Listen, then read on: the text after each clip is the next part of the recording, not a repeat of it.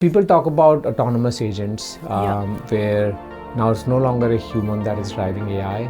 There's a business process. Like for example, you can say that whenever let's say you're recruiting, and when a candidate applies for a job on your website, you want certain things to happen behind the scenes. Right. For example, you want to actually go and have an AI agent do some research on that person who just applied. You look at their resume, you do some background checking, you verify their resume against their profile on LinkedIn. You do some searches, try to collect more information about the candidate, and you want to put all of that into your recruiting system, so that when the recruiter now goes and processes it, they have a little bit more information on that candidate. So that's an agent that actually ran behind the scenes. There's no human involved.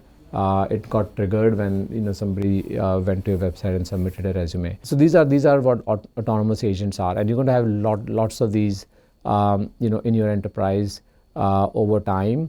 And the idea is that when you think about your business, a lot of the work that happens in your business are sort of like that. The human doesn't need to be involved in the entire process. Maybe they come in the end and review the work of the AI agent did, and hopefully save them a lot of time. Instead of spending hours, maybe they're spending minutes now.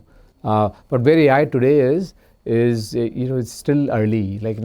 We don't recommend our enterprise customers to build all kinds of agents and not even monitor the work of these agents. Yeah, wonderful. No, as you were describing these use cases, I was just wondering if I were to put a number on how to quantify the productivity boost which Glean can do. Yeah. Do you have some numbers in mind, or is it still evolving? Yeah. We have a lot of data from our current users and customers.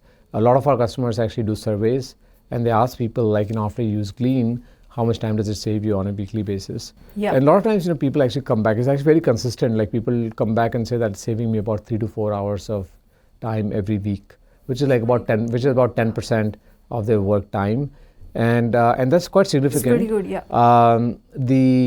That's one way people measure the ROI and the value of an AI tool is time savings. But sometimes people don't like it. We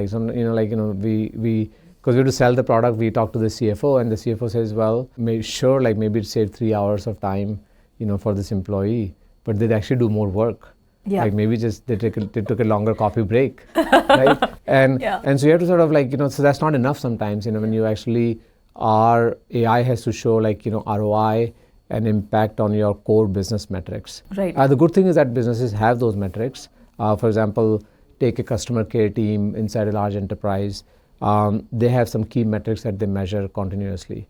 Yeah. Those metrics are how long does it take to resolve a case, or how many cases does one support agent resolve on a daily basis. Yeah. So now those agents, when they're using Glean, if it shows that increase, that they're now able to actually work on 20 cases instead of 15, that's direct business impact, and that's what the CFO likes to hear. So we're seeing that for different teams, for different functions, we're seeing those kind of metrics. We've seen support specifically in customer support, customer care, tech support functions.